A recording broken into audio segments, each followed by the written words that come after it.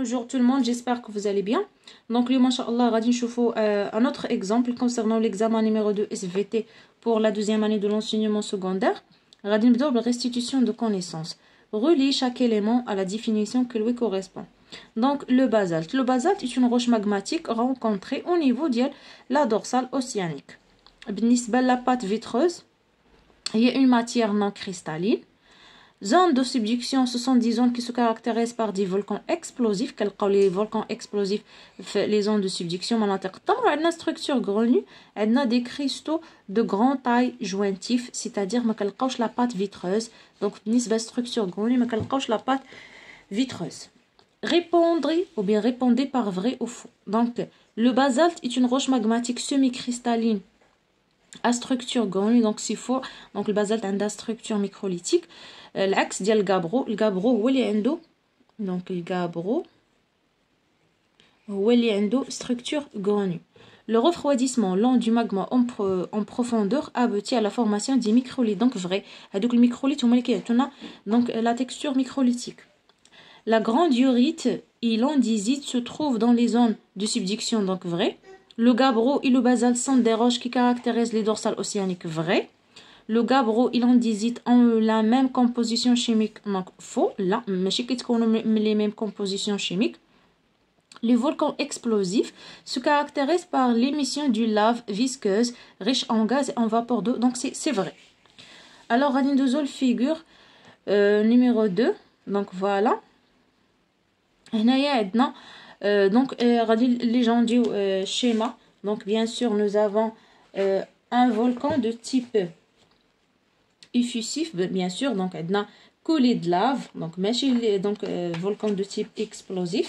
Donc, c'est un volcan de type effusif. Donc, بالنسبة ل1. Donc, بالنسبة ل1 هنايا عندنا le carter هو الفوه هذا البركان الكارتر.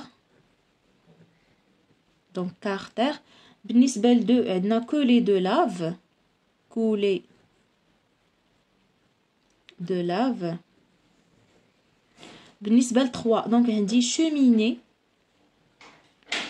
cheminée. وبالنسبة ل4 عندنا le réservoir de magma ou bien chambre magmatique. Donc نكتبو réservoir de magma ou bien chambre magmatique. Alors, بالنسبة question numéro B. Quel est le type de ce volcan? Donc, c'est un volcan à éruption effusif. Donc, préciser la nature de la lave caractérisant ce volcan. Les volcans, les volcans de type effusif qui ont lave très fluide. Donc, lave très fluide. Ou qui ont l'absence les explosions, qui ont et les projections, bien sûr. Ou que tu as des fontaines et des bulbes de lave. Alors, question numéro 3. Mettez en ordre les éléments suivants. Donc, les étapes الخروج ديال هذيك الماغما من شي بركان. Donc la fusion partielle des roches et la formation du magma, donc aux profondeurs bien sûr. عندنا de la montée du magma de la profondeur vers la chambre magmatique. Donc كما قلت لكم هنا نقدروا نكتبوا réservoir de magma ou la chambre magmatique.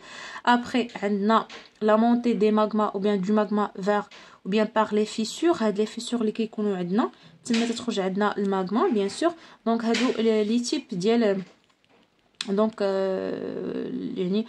les éruptions de type effusif ou finalement coulée de lave fluide ou bien très fluide.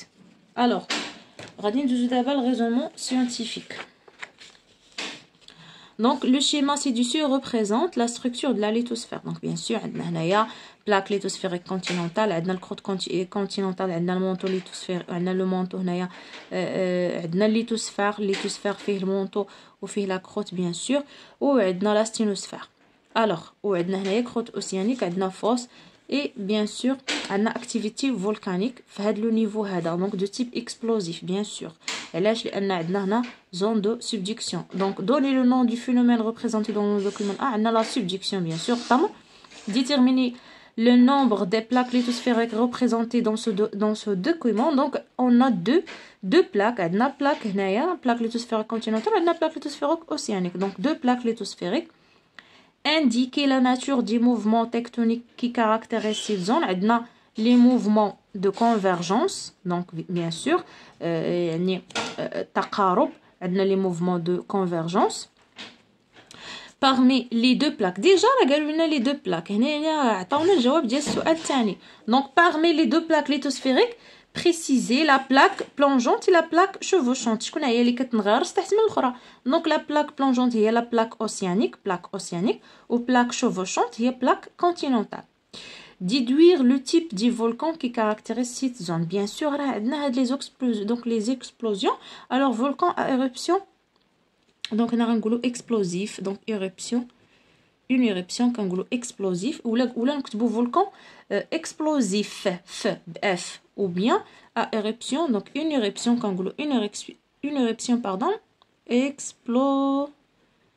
Donc, explosif.